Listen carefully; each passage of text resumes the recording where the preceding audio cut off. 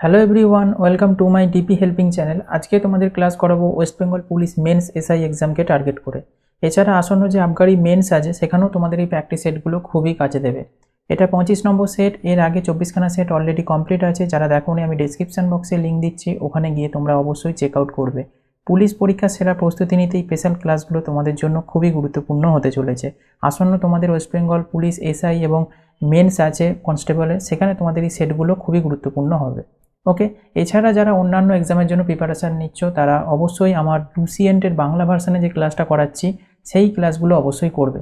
নিচে ডেসক্রিপশন বক্সে লিঙ্ক দিচ্ছি, ওখানে গিয়ে তোমরা অবশ্যই চেক আউট করে ক্লাসগুলো করে নেবে। চলো তাহলে শুরু করা যাক। আজকে 25 নম্বর সেটের প্রথম প্রশ্ন আমরা দেখে নেব। দেখো প্রথম প্রশ্ন কি বলছে, সম্প্রতি ইন্ডিয়ান কোস্ট গার্ডে কোন জাহাজটি অন্তর্ভুক্ত হয়েছে? ইন্ডিয়ান কোস্ট গার্ডের নতুন একটা জাহাজ অন্তর্ভুক্ত করা হয়েছে, সেটি কোনটি বলতে হবে। কারেন্ট টপিকের মধ্যে মোস্ট ইম্পর্টেন্ট একটা প্রশ্ন এটা। অপশানগুলো দেখো, সংকল্প, মৈত্রী, সার্থক নাকি শকুন্তলা। রাইট অ্যান্সার হবে সার্থক, অপশান সি হয়ে যাবে রাইট অ্যান্সার। আর একটা ইনফরমেশান তোমাদের দেবো, ইন্ডিয়ান কোস্ট গার্ডের হেডকোয়ার্টার আছে হচ্ছে নিউ দিল্লি। এই ইন্ডিয়ান কোস্ট গার্ড প্রতিষ্ঠা হয়েছিল 1977 সালের 1 ফেব্রুয়ারি। ওকে, আর বর্তমান ডিরেক্টর জেনারেল আছেন কৃষ্ণস্বামী নটরাজন।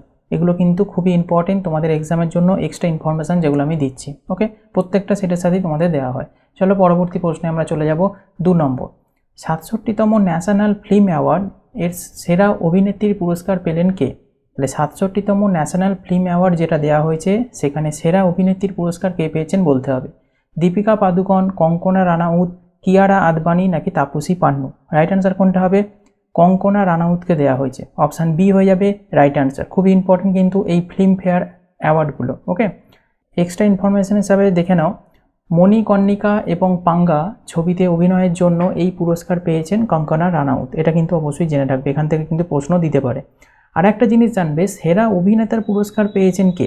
ভোঁসলে ছবির জন্য মনোজ বাজপেয়ী পেয়েছে সেরা অভিনেতার পুরস্কার, এবং আশুরান ছবির জন্য পেয়েছে হচ্ছে ধানুষ।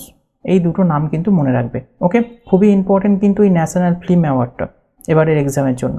চলো পরবর্তী প্রশ্নে আমরা চলে যাব। 3 নম্বর, মহাকাশের আবর্জনা বিষয়ে পরীক্ষা করার জন্য কোন দেশ স্যাটেলাইট লঞ্চ করেছে? ব্রাজিল, ভারত, চীন নাকি রাশিয়া। তাহলে মহাকাশের আবর্জনার জন্য স্যাটেলাইট লঞ্চ করা হয়েছে, সেটা কোন দেশ করেছে বলতে হবে। এটা রাইট অ্যান্সার হবে চীন করেছে, অপশান সি হয়ে যাবে রাইট অ্যান্সার। চীনের রাজধানী দেখো বেজিং, চীনের মুদ্রা হচ্ছে রেনমিনবি, চীনের বর্তমান রাষ্ট্রপতি আছেন শি জিনপিং। ওকে, পরবর্তী প্রশ্নে আমরা দেখব 4 নম্বর, সম্প্রতি 51তম দাদা সাহেব ফালকে পুরস্কারে সম্মানিত হলেন কোন অভিনেতা? খুবই ইম্পর্টেন্ট তোমাদের আসন্ন এক্সামের জন্য এটা। তাহলে এটা রাইট অ্যান্সার কী হবে বলো? দাদা সাহেব ফালকে পুরস্কার 51তম কে পেয়েছেন? অমিতাভ বচ্চন, অনুপম খের, রজনীকান্ত নাকি প্রভাস। রাইট অ্যান্সার হবে রজনীকান্ত, অপশান সি হয়ে যাবে রাইট অ্যান্সার। খুবই ইম্পর্টেন্ট কিন্তু আসন্ন এক্সামে এই প্রশ্নটা। দাদা সাহেব ফালকে পুরস্কার প্রথম দেওয়া শুরু হয়েছিল 1969 সাল থেকে, এখান থেকেও স্ট্যাটিক জিকে হিসাবে প্রশ্ন আসে। ওকে, আর প্রথম পুরস্কার কে পেয়েছিলেন? দেবিকা রানী, এখান থেকেও প্রশ্ন আসে। তাই এই এক্সট্রা ইনফরমেশান তোমাদের যেগুলো দিচ্ছি অবশ্যই নোট করবে, এক্সামে এখান থেকে প্রশ্ন 100% তোমরা পাবে। পরবর্তী 5 নম্বর প্রশ্ন দেখো, বুকস অ্যান্ড অথর্স থেকে একটা প্রশ্ন, রিসেন্ট লেখা এই বইটা এক্সামে 90% আসার চান্স রয়েছে। হিটলার অ্যান্ড ইন্ডিয়া শিরোনামে বই লিখেছেন কে? চেতন ভগত, মনোহর যোশী, শশী থারুর নাকি বৈভব পুরান্দারে। তাহলে রাইট অ্যান্সার কোনটা হবে? হিটলার অ্যান্ড ইন্ডিয়া শিরোনামে বই লিখেছেন বৈভব পুরান্দারে, অপশান ডি হয়ে যাবে রাইট অ্যান্সার। পরবর্তী প্রশ্ন দেখো 6 নম্বর, ফৈজবাদ রেল স্টেশনের নাম পরিবর্তন করে রাখা হয়েছে কি rail station? Rampur railway station, Harigarh railway station, Sitapur railway station নাকি Ayodhya cantonment railway station. Faizabad rail স্টেশনের নাম পরিবর্তন করে নতুন যে রেল স্টেশনটার নাম রাখা হয়েছে সেটি হলো Ayodhya cantonment railway station, option D হবে রাইট অ্যান্সার। এই রেলওয়ে স্টেশনগুলো যে পরিবর্তিত হচ্ছে নামগুলো, এগুলো কিন্তু এক্সামে থাকবে, কোনো না কোনো এক্সামে তোমাদের অবশ্যই প্রশ্নটা থাকবে। ওকে, এখানে আরেকটা ইনফরমেশান দেব, উত্তরপ্রদেশের মুখ্যমন্ত্রী যোগী আদিত্যনাথ সরকার এই স্টেশনের নাম পরিবর্তন করেছে, এটাও কিন্তু অবশ্যই তোমাদের জানতে হবে। ওকে, চলো পরবর্তী প্রশ্ন আমরা দেখে নেব। 7 নম্বর, সম্প্রতি আদিদাস কোম্পানির ব্র্যান্ড অ্যাম্বাসাডার হিসেবে নিযুক্ত হলেন কে? এই ব্র্যান্ড অ্যাম্বাসাডারগুলো প্রশ্ন থাকে এক্সামে, তাহলে আদিদাস যে কোম্পানিটা, এই কোম্পানির ব্র্যান্ড অ্যাম্বাসাডার হিসেবে নিযুক্ত হয়েছেন কে বলো? অপশানগুলো দেখো, প্রিয়াঙ্কা চোপড়া, দীপিকা পাদুকন, কৃতি সান্যাল নাকি কিয়ারা আদবানি। রাইট অ্যান্সার কী হবে? আদিদাসের ব্র্যান্ড অ্যাম্বাসাডার হচ্ছে দীপিকা পাদুকন। ওকে, অভিনেত্রী দীপিকা পাদুকন হচ্ছে ব্র্যান্ড অ্যাম্বাসাডার হয়েছেন, অপশান বি হয়ে যাবে রাইট অ্যান্সার। পরবর্তী প্রশ্ন আমরা দেখব ফুল ফর্ম থেকে একটা প্রশ্ন। IPGL এর সম্পূর্ণ অর্থ কী? এটা রিসেন্ট টপিকের মধ্যেই রয়েছে, তোমাদের রিসেন্ট টপিক থেকে ফুল ফর্মগুলো দিচ্ছে। এবারের তোমাদের কনস্টেবলের এক্সামেও সেখান থেকেই দিয়েছে, যেগুলোর কারেন্ট টপিক থেকে দুটো ফুল ফর্মই তুলে দিয়েছে। তাই এটাও তোমাদের রিসেন্ট টপিকের মধ্যে খুব ইম্পর্টেন্ট। IPGL এর সম্পূর্ণ অর্থ কী বলো? Indian post global limited, Indian public global limited, India ports global language, none of this. তাহলে রাইট আনসার কোনটা হবে? অপশান এতে যেটা আছে, India ports global limited. Option A হয়ে যাবে রাইট আনসার। ওকে, IPGL এর সম্পূর্ণ অর্থ এটা। ওকে, পরবর্তী প্রশ্ন আমরা দেখব 9 নম্বর। ইন্টারন্যাশনাল মনিটারি ফান্ড, যেটাকে বলা হয় IMF। ওকে, তাহলে এখান থেকে আরেকটা ফুল ফর্ম তোমরা কিন্তু জেনে গেলে। এর চিফ ইকোনমিক্স পদে আছেন কোন ভারতীয় অর্থনীতিবিদ? তোমাদের এই প্রশ্নটা এক্সামে 99% আসার সম্ভাবনা। ওকে, ইন্টারন্যাশনাল মনিটারি ফান্ড IMF এর চিফ ইকোনমিক্স পদে আছেন কোন ভারতীয় অর্থনীতিবিদ? অমর্ত্য সেন, অভিজিৎ ব্যানার্জি, গীতা গোপীনাথ নাকি সাইরাম শ্রীবাস্তব? রাইট আনসার হবে গীতা গোপীনাথ। অপশান সি হয়ে যাবে রাইট আনসার। এখানে তোমাদের অনেকগুলো ইনফরমেশান দেবো, প্রশ্নটা এর ভেতর থেকে একটা তোমাদের থাকছে এক্সামে। দেখো, 2022 সালে জানুয়ারি মাসে IMF থেকে পদত্যাগ করে গীতা গোপীনাথ হার্ভার্ড ইউনিভার্সিটির অর্থনীতি বিভাগে যোগদান করবেন। এতদিন পর্যন্ত IMF এর চিফ ইকোনমিক্স পদে যুক্ত ছিলেন এই গীতা গোপীনাথন। 2022 সালের জানুয়ারি থেকে তিনি এটা পদত্যাগ করে দেবেন, দিয়ে হার্ভার্ড ইউনিভার্সিটিতে অর্থনীতিতে যোগদান করবে। তাই এটা কিন্তু মোস্ট ইম্পর্টেন্ট। আগের বারে তোমাদের SI এক্সামে কিন্তু অভিজিৎ ব্যানার্জির উপর থেকে ডিটেলসে প্রশ্ন এসেছিল। ওকে, তাই এবারও তোমাদের এখান থেকে একটা প্রশ্ন আসবে। আর একটা জিনিস মনে রাখবে, IMF এর হেডকোয়ার্টার হয়েছে ওয়াশিংটন, আর এটা প্রতিষ্ঠা হয়েছিল IMF হচ্ছে 1945 সালের 27 ডিসেম্বর। ওকে, চলো পরবর্তী প্রশ্নে আমরা চলে যাব 10 নম্বর। দেখো, বুকস অ্যান্ড অথর্স থেকে আরেকটা প্রশ্ন। স্টার্স ইন মাই স্কাই বইটি লিখেছেন কোন ভারতীয় অভিনেত্রী? এটাও রিসেন্ট লেখা হয়েছে 2021-এই। স্টার্স ইন মাই স্কাই এই বইটি কোন অভিনেত্রী লিখেছেন বলো? করিনা কাপুর খান, প্রিয়াঙ্কা চোপড়া, দিব্যা দত্ত নাকি সামিতা শেট্টি? রাইট আনসার কী হবে? দিব্যা দত্ত। অপশান সি হয়ে যাবে রাইট আনসার। ওকে, চলো পরবর্তী প্রশ্ন আমরা দেখব 11 নম্বর। প্রথম ভারতীয় হিসাবে গ্লোবাল পিস ফটো অ্যাওয়ার্ড জিতল কে? এটা এই জন্য ইম্পর্টেন্ট, প্রথম ভারতীয় হিসাবে জিতেছে এই গ্লোবাল পিস ফটো অ্যাওয়ার্ডটা, সেটা কে বলো? প্রীতি শর্মা, দিব্যা দেশমুখ, আধ্যা অরবিন্দ নাকি মঞ্জু রাওয়াল? রাইট আনসার কী হবে? আধ্যা অরবিন্দ। অপশান সি হয়ে যাবে রাইট আনসার। তোমাদের এক্সামে কিন্তু কারেন্ট টপিক থেকে বেশি প্রশ্ন থাকবে, তাই কারেন্ট টপিকগুলো তোমাদেরকে কভার করতে হবে। আমি তোমাদের প্রত্যেকটা সেটে কারেন্ট টপিক কভার করেছি, যেগুলো মোস্ট ইম্পর্টেন্ট এক্সামে আসার মতো। করো, এখান থেকে অনেক প্রশ্ন তোমরা এক্সামে একদম কমন পাবে। চলো পরবর্তী প্রশ্নে আমরা চলে যাব 12 নম্বর। বিশ্ব খাদ্য দিবস কোন দিন পালন করা হয়? 15ই অক্টোবর, 16ই অক্টোবর, 5ই জুন নাকি 7ই এপ্রিল? রাইট আনসার কী হবে? 16ই অক্টোবর পালন করা হয় বিশ্ব খাদ্য দিবস। এখানে আরেকটা প্রশ্ন আসতে পারে যে এর থিমটা কী ছিল 2021-এ? Save food now for a healthy tomorrow, এটা হচ্ছে থিম ছিল, এটাও কিন্তু জেনে রাখবে। ওকে, চলো পরবর্তী 13 নম্বর প্রশ্ন দেখো। হরপ্পার কোন অঞ্চল ধান চাষের সঙ্গে যুক্ত? কালীবঙ্গান, লোথাল, রোপার নাকি ধোলাবিরা? তাহলে হরপ্পার কোন অঞ্চল ধান চাষের সঙ্গে যুক্ত বলো? এটা একটা ইম্পর্টেন্ট প্রশ্ন, অনেকবার এক্সামে রিপিট হয়েছে এই প্রশ্নটা। এটা রাইট আনসার হবে লোথাল। অপশান বি হয়ে যাবে রাইট আনসার। এখানে আর একটা জিনিস জেনে রাখবে, লোথাল কিন্তু একটা হরপ্পার বিখ্যাত বন্দর, প্রাচীন বন্দর একটা হরপ্পার, এটাও জেনে রাখবে। হরপ্পা সভ্যতা আবিষ্কার করেছেন কে? দয়ারাম সাহানি। কত সালে? 1920 সালে। চলো পরবর্তী প্রশ্নে আমরা চলে যাব 14 নম্বর। সায়েন্স থেকে একটা প্রশ্ন খুব ইম্পর্টেন্ট। জার্মান সিলভার কোন কোন ধাতুর সংমিশ্রণে তৈরি? ওকে, এটা একটা সংকর ধাতু জার্মান সিলভারটা। এই জার্মান সিলভারটা কোন কোন ধাতুর সংমিশ্রণে তৈরি বলতে হবে। অপশানগুলো দেখো, রূপো, দস্তা, তামা, রূপো, অ্যালুমিনিয়াম, তামা, নিকেল, তামা, দস্তা নাকি কোনোটি নয়? রাইট আনসার হবে নিকেল, তামা, দস্তা। ওকে, অপশান সি হয়ে যাবে রাইট আনসার। ওকে, চলো পরবর্তী প্রশ্ন আমরা দেখব 15 নম্বর। তেলের হাইড্রোজেনেশন প্রক্রিয়ায় নিচের কোন ধাতুটি অনুঘটক হিসেবে ব্যবহৃত হয় বলো? নিকেল, তামা, সীসা নাকি কোনোটি নয়? তাহলে এটা রাইট আনসার হবে নিকেল ব্যবহৃত হয় অনুঘটক হিসাবে। অপশান এ হয়ে যাবে রাইট আনসার। পরবর্তী প্রশ্নে আমরা চলে যাব 16 নম্বর। গোল গম্বুজ কোথায় অবস্থিত? যোধপুর, মুম্বাই, উদয়পুর নাকি বিজাপুর? গোল গম্বুজ অবস্থিত বিজাপুরে। অপশান ডি হবে রাইট আনসার। গোল গম্বুজ বানিয়েছিলেন কে? মোহাম্মদ আদিল শাহ, নামটা মনে রাখবে। আর এই বিজাপুরটা ভারতের কর্ণাটকে অবস্থিত কিন্তু। ওকে, চলো পরবর্তী প্রশ্ন আমরা চলে যাব 17 নম্বর। তৃতীয় গোলটেবিল বৈঠক কোথায় অনুষ্ঠিত হয়েছিল? খুব ইম্পর্টেন্ট এটা। দিল্লি, লন্ডন, সিমলা নাকি লখনৌ? তৃতীয় গোলটেবিল বৈঠক কোথায় অনুষ্ঠিত হয়েছিল বলো? রাইট আনসার হবে লন্ডনে অনুষ্ঠিত হয়েছিল। অপশান বি হবে রাইট আনসার। 3টে গোলটেবিল বৈঠকই মনে রাখবে, প্রথম, দ্বিতীয় এবং তৃতীয়। প্রথমটা হয়েছিল 1930-এ, দ্বিতীয়টা হয়েছিল 1931-এ, আর তৃতীয়টা হয়েছিল 1932-এ। তৃতীয় গোলটেবিল বৈঠকটা। ওকে, তৃতীয় গোলটেবিল বৈঠক হয়েছিল লন্ডনে, এটা তো আমরা জানি, কিন্তু 3টে গোলটেবিল বৈঠকই কিন্তু লন্ডনে হয়েছিল, এটাও কিন্তু মনে রাখবে। প্রথম, দ্বিতীয়, তৃতীয় 3টেই কিন্তু লন্ডনে হয়েছিল। আর একটা প্রশ্ন এখান থেকে আসে যে দ্বিতীয় যে গোলটেবিল বৈঠকটা হয়েছিল সেখানে অংশগ্রহণ করেছিল কে? মহাত্মা গান্ধী। প্রশ্নটা এইভাবেও আসে, মহাত্মা গান্ধী কোন গোলটেবিল বৈঠকে অংশগ্রহণ করেছিল? বারবার এক্সামে প্রশ্ন আসে, এটা দ্বিতীয় গোলটেবিল বৈঠকে অংশগ্রহণ করেছিল মহাত্মা গান্ধী। ওকে, প্রথমটাতে এবং তৃতীয়টাতে মহাত্মা গান্ধী যোগদান করেননি। ওকে, চলো পরবর্তী প্রশ্নে আমরা চলে যাব। 18 নম্বর, ভারতের প্রথম ভাইসরয় কে ছিলেন? এই প্রশ্নটা খুবই ইম্পর্টেন্ট এবং বারবার এক্সামে আসা একটা প্রশ্ন। ভারতের প্রথম ভাইসরয় কে? Lord Canning, lord Curzon, Warren Hasting নাকি লর্ড ডালহৌসি? তাহলে ভারতের প্রথম ভাইসরয় কে? রাইট আনসার হবে লর্ড ক্যানিং। অপশান বি হয়ে যাবে রাইট আনসার। যদি প্রশ্ন আসে যে বাংলার প্রথম গভর্নর জেনারেল কে? Warren Hasting. খুব ইম্পর্টেন্ট। আর একটা তোমাদের জানাবো ইনফরমেশান, ভারতের প্রথম গভর্নর জেনারেল কে? Lord William Bentinck. তাহলে দেখো এইখানে দুটো প্রশ্ন অনেকেই কনফিউজ হয়ে যায়, বাংলার প্রথম গভর্নর জেনারেল বললে ওয়ারেন হেস্টিং হবে, ভারতের প্রথম গভর্নর জেনারেল বলে লর্ড উইলিয়াম বেন্টিং হবে। দুটো ভালো করে মনে রাখবে, একটা বাংলার, একটা হচ্ছে ভারতের। ওকে, আর একটা ইনফরমেশান দেবো, ভারতের শেষ গভর্নর জেনারেলকে? লর্ড ক্যানিং। আবার এই লর্ড ক্যানিংই কিন্তু ভারতের আবার প্রথম ভাইসরয়, তাই এইগুলো কিন্তু ভালো করে মনে রাখবে। আর ভারতের শেষ ভাইসরয় এবং স্বাধীন ভারতের প্রথম গভর্নর জেনারেলকে? Lord Mountbatten. ওকে, তাই এই কটা প্রশ্নের ভেতর থেকেই বারে বারে ঘুরিয়ে ফিরিয়ে প্রশ্ন আসে, তাই এগুলো কিন্তু খুব ইম্পর্টেন্ট, একদম ভালো করে নোট করে রাখবে। চলো পরবর্তী প্রশ্নে আমরা চলে যাব। 19 নম্বর, 1907 সালে স্যার কার্জন উইলিকে কে হত্যা করেন? তাহলে এখান থেকে দুটো প্রশ্ন জানতে পারছো, স্যার কার্জন উইলিকে হত্যা করা হয়েছিল কত সালে? 1907 সালে। কে হত্যা করেছিল সেটা বলতে হবে। এস.সি. ব্যানার্জি, বটুকেশ্বর দত্ত, মদন লাল ধিংরা, সর্দার অজিত সিং। রাইট আনসার হবে মদন লাল ধিংরা। ওকে, অপশান সি হয়ে যাবে রাইট আনসার। অনেক সময় এটা শর্ট ফর্মে লেখা থাকে ML ধিংরা বলে। ওকে, তার মানে মদন লাল ধিংরা। ওকে, তাই এটাও কিন্তু থাকলে অপশানে সেই অনুযায়ী দেখে আনসার করবে। তাহলে এটা কিন্তু খুব ইম্পর্টেন্ট প্রশ্ন কিন্তু। চলো পরবর্তী প্রশ্নে আমরা চলে যাব। 20 নম্বর, যোগ জলপ্রপাত কোন নদীর তীরে অবস্থিত? সরাবতী, কাবেরী, মহানন্দা নাকি কৃষ্ণা? খুব ইম্পর্টেন্ট এই যোগ জলপ্রপাতটা, এটা কোন নদীর তীরে অবস্থিত? এটা সরাবতী নদীর ওপর অবস্থিত। অপশান এ হয়ে যাবে রাইট আনসার। যোগ জলপ্রপাত কোথায় অবস্থিত? কর্ণাটকে অবস্থিত।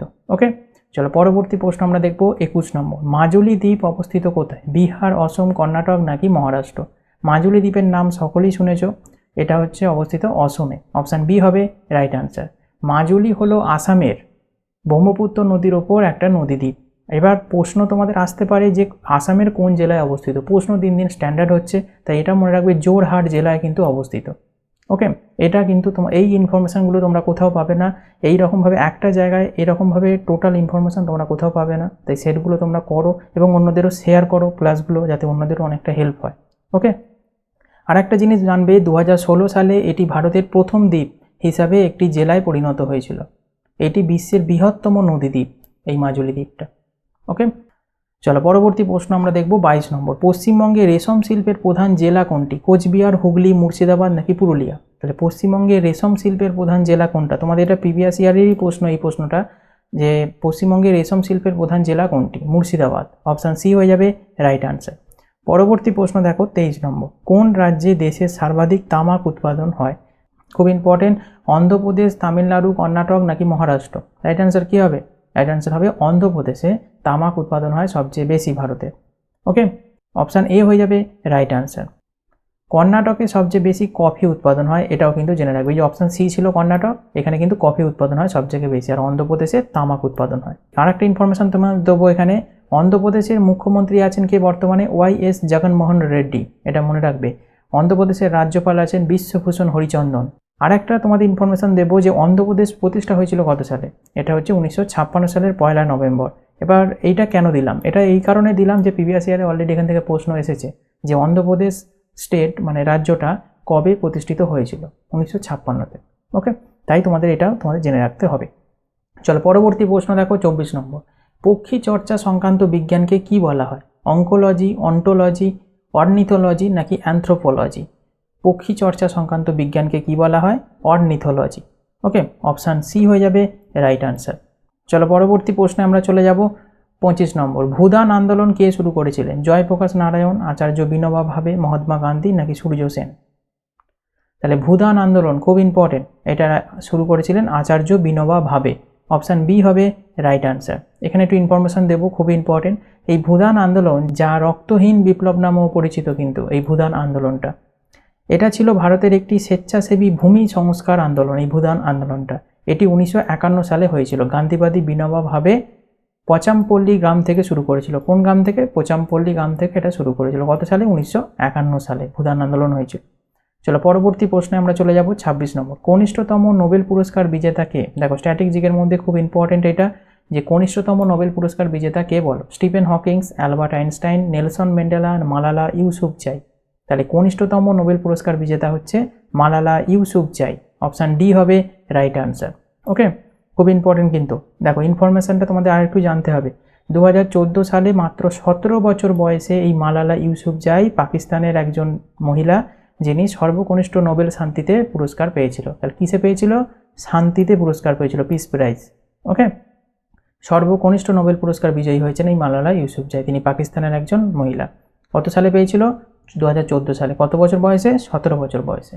ওকে, ক্লিয়ার হলো। চলো পরবর্তী প্রশ্নে আমরা চলে যাব 27 নম্বর। নিম্নলিখিতগুলির মধ্যে কোনটি ভারতের সর্বোচ্চ সামরিক সম্মান? প্রশ্নটা দেখে আনসার করবে, অনেকে কনফিউজ হয়ে ভুল উত্তর করে ফেলবে। সামরিক সম্মান বলেছে, কোনটি ভারতের সর্বোচ্চ সামরিক সম্মান? অশোক চক্র, পরমবীর চক্র, ভারতরত্ন নাকি পদ্মশ্রী? তাহলে সামরিক সম্মান যখন বলেছে, তাই রাইট আনসার হবে পরমবীর চক্র। অপশান বি হয়ে যাবে রাইট আনসার। ওকে, ভারতের সর্বোচ্চ অসামরিক সম্মান যখন বলবে তখন আনসার হবে ভারতরত্ন। ওকে, অসামরিক হচ্ছে ভারতরত্ন, পরমবীর চক্র হচ্ছে সামরিক সম্মান সর্বোচ্চ। এই দুটো কনফিউজ হবে না, ভালো করে দেখে আনসার করবে পরীক্ষায় কোন প্রশ্নটা দিয়েছে। পরবর্তীতে চলে যাব 28 নম্বর। সিলি পয়েন্ট কথাটি কোন খেলার সাথে যুক্ত? তাহলে এটা খুব ইম্পর্টেন্ট। সিলি পয়েন্ট কথাটি কোন খেলার সাথে যুক্ত বলো? ফুটবল, ক্রিকেট, টেনিস নাকি হকি? সিলি পয়েন্ট হচ্ছে ক্রিকেট খেলার সাথে যুক্ত। প্রিভিয়াস ইয়ারে অলরেডি এসেছে সিলি পয়েন্টটা, কিন্তু খুব ইম্পর্টেন্ট। অপশান বি হবে রাইট আনসার। পরবর্তী প্রশ্ন দেখো, উপন্যাস থেকে প্রশ্ন। প্রত্যেক সেটেই তোমাদের আমি করাচ্ছি এবং বলেছি পুলিশ পরীক্ষার জন্য উপন্যাস তোমাদের করতেই হবে। আর আমি যেগুলো করাচ্ছি এর ভেতর থেকে তোমাদের 100% কমন থাকবে। ক্ষীরের পুতুল উপন্যাসটি কার রচনা বলো? অন্নদাশঙ্কর রায়, লীলা মজুমদার, প্রমোদ মিত্র, অবনীন্দ্রনাথ ঠাকুর। রাইট আনসার অবনীন্দ্রনাথ ঠাকুর হচ্ছে ক্ষীরের পুতুল উপন্যাসটি রচনা করেছেন। এছাড়া অবনীন্দ্রনাথ ঠাকুরের আরও 3টে নাম মনে রাখবে উপন্যাস: বুড়ো আংলা, রাজকাহিনী এবং নালক। চলো পরবর্তী প্রশ্ন আমরা দেখে নেব 30 নম্বর। কোথায় হিমালয়ান মাউন্টেনারিং ইনস্টিটিউট অবস্থিত? খুব ইম্পর্টেন্ট এটা। দেরাদুন, দার্জিলিং, মারমাগাঁও নাকি দিসপুর? তাহলে হিমালয়ান মাউন্টেনারিং ইনস্টিটিউট অবস্থিত কোথায়? দার্জিলিংয়ে। অপশান বি হবে রাইট আনসার। পরবর্তী প্রশ্ন আমরা দেখে নেব 31 নম্বর। ইরানের সংসদ কি নামে পরিচিত? কংগ্রেস, মজলিস, সেনেট নাকি ন্যাশনাল অ্যাসেম্বলি? তাহলে ইরানের সংসদ, তোমাদের পার্লামেন্ট বা সংসদগুলো থেকে প্রশ্ন আসছে এক্সামে। তা ইরানের সংসদ কি নামে পরিচিত বলো? এটা রাইট আনসার হবে মজলিস। তোমরা সকলেই জানো এবং যারা জানো না অবশ্যই মুখস্থ করে রাখবে, খুব ইম্পর্টেন্ট। এই মজলিস হচ্ছে ইরানের সংসদ।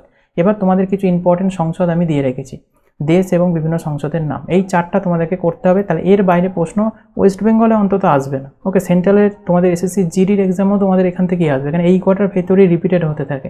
যেমন হচ্ছে আফগানিস্তানের সংসদ হচ্ছে সোরা, আর্জেন্টিনার জাতীয় কংগ্রেস, অস্ট্রেলিয়ার ফেডারেল পার্লামেন্ট, তাইওয়ানের ইউয়ান, ভুটানের সোকডু, কানাডার সংসদ, কিউবার গণশক্তি জাতীয় পরিষদ, ডেনমার্কের হচ্ছে ফোকেটিং, মিশরের গণসভা, ইথিওপিয়ার হচ্ছে ফেডারেল কাউন্সিল, ইথিওপিয়াটা অনেকবার আসছে এক্সামে, গ্রেট ব্রিটেন হচ্ছে সংসদ, হাঙ্গেরির হচ্ছে জাতীয় সমাবেশ, ইসরায়েলের হচ্ছে নেসেট, জাপানের ডায়েট, আর নরওয়ের হচ্ছে স্টোরিং।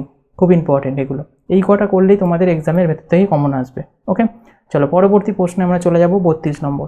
ফিনল্যান্ডের রাজধানীর নাম কি? অসলো, হেলসিঙ্কি, বার্ন নাকি কাবুল? তাহলে ফিনল্যান্ডের রাজধানীর নাম কি? হেলসিঙ্কি। ওকে, অপশান বি হয়ে যাবে রাইট আনসার। এটা হচ্ছে রাজধানী ফিনল্যান্ডের। ওকে, আর একটা ইনফরমেশন দেখো, নরওয়ের রাজধানী হচ্ছে অসলো, যেটা অপশান এতে ছিল। আফগানিস্তানের রাজধানী হচ্ছে কাবুল, যেটা হচ্ছে অপশান ডি এ ছিল। আর সুইজারল্যান্ডের রাজধানী হচ্ছে বার্ন, যেটা অপশান সি এ ছিল। ওকে, চলো পরবর্তী প্রশ্নে আমরা চলে যাব 33 নম্বর। হাইকোর্টের মুখ্য বিচারপতি কার দ্বারা নিযুক্ত হন? সেই রাজ্যে রাজ্যপাল দ্বারা, রাজ্য সরকার দ্বারা, রাষ্ট্রপতি দ্বারা নাকি প্রধানমন্ত্রী দ্বারা? খুব ইম্পর্টেন্ট এটা। হাইকোর্টের মুখ্য বিচারপতি যুক্ত হন রাষ্ট্রপতি দ্বারা। অপশান সি হয়ে যাবে রাইট আনসার। আর একটা ইনফরমেশন তোমাদের দেবো, এই যে হাইকোর্টের মুখ্য বিচারপতি নিযুক্ত করা হয় সংবিধানে কত নম্বর আর্টিকেল অনুযায়ী? 217 নম্বর আর্টিকেল অনুযায়ী। খুব ইম্পর্টেন্ট এটা কিন্তু। ওকে, এটা নিয়োগ করা হয়ে থাকে। আর কলকাতা হাইকোর্টের বর্তমান মুখ্য বিচারপতি কে আছেন বলো তো? প্রকাশ শ্রীবাস্তব। ওকে, চলো পরবর্তী প্রশ্নে আমরা চলে যাব 34 নম্বর। কম্পিউটার রিলেটেড প্রশ্ন প্রত্যেক দিন তোমাদের সেটে দিয়েছি আমি, আজকে সেটও তোমাদের রয়েছে। ALU কম্পিউটারের কোন অংশে অবস্থিত? প্রিন্টারে অবস্থিত, কিবোর্ডের মধ্যে অবস্থিত, সিপিইউ এর মধ্যে অবস্থিত নাকি মাউসের মধ্যে অবস্থিত? রাইট অ্যান্সার হবে সিপিইউ এর মধ্যে অবস্থিত হচ্ছে ALU। এবার দুটোর ফুল ফর্ম তোমাদের জানতে হবে। ALU এর ফুল ফর্ম হচ্ছে অ্যারিথমেটিক অ্যান্ড লজিক ইউনিট হচ্ছে ALU, ওকে। আর সিপিইউ এর ফুল ফর্ম হচ্ছে সেন্ট্রাল প্রসেসিং ইউনিট। এই দুটো থেকেও কিন্তু প্রশ্ন আসে। পরবর্তীতে প্রশ্ন আমরা দেখে নেব 35 নম্বর। বেঙ্গল গেজেট পত্রিকাটি কলকাতা থেকে প্রকাশিত হওয়া শুরু হয়েছিল কত সালে? প্রশ্নটা খুব ভালো প্রশ্ন, একটা প্রিভিয়াস ইয়ারে অনেকবার এসেছে যে বেঙ্গল গেজেট পত্রিকাটি কলকাতা থেকে প্রকাশিত শুরু হয়েছিল কত সালে? 1780 সালে। অপশান ডি হবে রাইট আনসার। ভারতের প্রথম সংবাদপত্র এই বেঙ্গল গেজেট, তোমরা এটা সকলেই জানো। কে সম্পাদনা করেছেন? জেমস আগাস্টাস হিকি, ওকে, নামটা মনে রাখবে। ব্রিটিশ ভারতের রাজধানী কলকাতা থেকে প্রকাশিত একটি ইংরেজি ভাষার সাপ্তাহিক সংবাদপত্র ছিল এই বেঙ্গল গেজেট, ওকে। চলো পরবর্তী প্রশ্নতে চলে যাব 36 নম্বর। মহাত্মা গান্ধী কত সালে ভারতীয় জাতীয় কংগ্রেসের সভাপতি নির্বাচিত হয়েছিলেন? মোস্ট ইম্পর্টেন্ট, মহাত্মা গান্ধী জাতীয় কংগ্রেসের সভাপতি নির্বাচিত হয়েছিলেন, সকলেই জানো। তা এটা কত সালে সেটা বলতে হবে। 1921, 1924, 1930 নাকি 1926? রাইট আনসার হবে 1924-এ। অপশান বি হয়ে যাবে রাইট আনসার। শুধু এইটুকুন জানলেই হবে না, এছাড়াও জানতে হবে তোমাদের কোন অধিবেশনে তিনি সভাপতিত্ব করেছিলেন। বেলগাঁও অধিবেশনে 1924 সালে, ওকে। মহাত্মা গান্ধীর এটাই প্রথম এবং শেষ অধিবেশন ছিল, ওকে। চলো পরবর্তী প্রশ্ন আমরা দেখে নেব 37 নম্বর। জেরোফাইট উদ্ভিদ মূলত জন্মায় জলে, মরুভূমিতে, পাহাড়ে নাকি হিউমাসযুক্ত মাটিতে? তাহলে জেরোফাইট উদ্ভিদ মূলত জন্মায় কোথায়? মরুভূমিতে। কাঁটা জাতীয় যে উদ্ভিদগুলো হয় ওগুলো অ্যাকচুয়ালি জেরোফাইট জাতীয় উদ্ভিদ, এগুলো মরুভূমিতে দেখা যায়, ওকে। পরবর্তী প্রশ্ন আমরা দেখব 38 নম্বর। শ্রীনগরের বিখ্যাত শালিমার বাগ কে তৈরি করেছে? এই প্রশ্নটা প্রিভিয়াস ইয়ারে এসেছে। শালিমার বাগ এটা কে তৈরি করেছেন বলো? আকবর, শাহজাহান, জাহাঙ্গীর নাকি বাবর? রাইট আনসার কী হবে? জাহাঙ্গীর তৈরি করেছেন এই শালিমার বাগটি। মুঘল সম্রাট জাহাঙ্গীর বাদশাহ গাজী উপাধি নিয়ে সিংহাসনে বসেছিলেন, এটাও কিন্তু জেনে রাখবে। আর সম্রাট প্রথম জেমসের দূত স্যার টমাস রো 1615 সালে জাহাঙ্গীরের দরবারে আসে। তাহলে টমাস রো জাহাঙ্গীরের দরবারে আসে কত সালে? 1615 সালে। এখান থেকে প্রশ্ন আসে এক্সামে। পরবর্তী একটা প্রশ্ন দেখো, মানবদেহের কোন অঙ্গটির ত্রুটির জন্য জন্ডিস রোগ হয়? তাহলে জন্ডিস রোগ হয় মানবদেহের কোন অঙ্গটির ত্রুটির জন্য?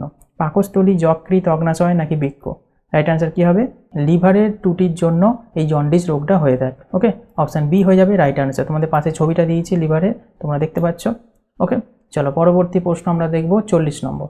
রানী ভিক্টোরিয়া কত সালে ভারত সম্রাজ্ঞী উপাধি গ্রহণ করেছিলেন? মোস্ট ইম্পর্টেন্ট, রানী ভিক্টোরিয়া ভারত সম্রাজ্ঞী উপাধি পেয়েছিলেন কত সালে সেটা বলতে হবে। এটা রাইট আনসার হবে 1877 সালে। অপশান সি হবে রাইট আনসার। 1877 সালে রক্ষণশীল প্রধানমন্ত্রী বেঞ্জামিন ডিসরায়েলি, নামটা মনে রাখবে, বেঞ্জামিন ডিসরায়েলি রানী ভিক্টোরিয়াকে ভারতের সম্রাজ্ঞী হিসাবে ঘোষণা করেছিলেন। এখান থেকেও কিন্তু প্রশ্ন দিতে দেখা গেছে যে কোন প্রধানমন্ত্রী এটা বলেছিলেন, ওকে। তো খুব ইম্পর্টেন্ট কিন্তু। তাহলে আজকেই 40টা প্রশ্ন।